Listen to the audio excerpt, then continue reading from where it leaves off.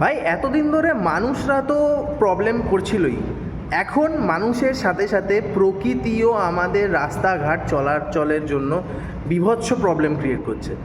আজকে আমি বাড়ি থেকে অফিস আসছি বাইকে করে, বাড়ি থেকে অফিস আসার মানে বাড়ি থেকে বেরিয়েছি, কিছুটা গেছি, ঠিক আছে, আমাদের ওখানে কলাবাগান বলে একটা এরিয়া আছে, সেখানে গেছি, সেখান দিয়ে আমি বেলগুড়া এক্সপ্রেসওয়ে উঠবো, সেই হিসাবে আমি এগোচ্ছি, ঠিক আছে। 100 মিটার্সের মধ্যে 4টে বিড়াল রাস্তা ক্রস করছে, কোনো কারণ নেই।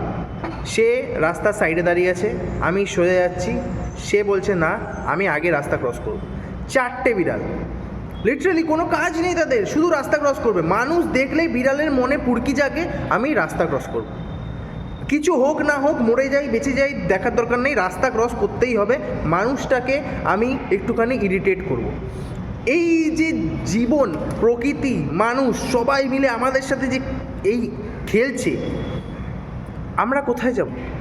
অফিস খেলে, রাস্তা খেলে, ট্রাফিক খেলে, প্রকৃতি খেলে, আমরা কোথায় যাব?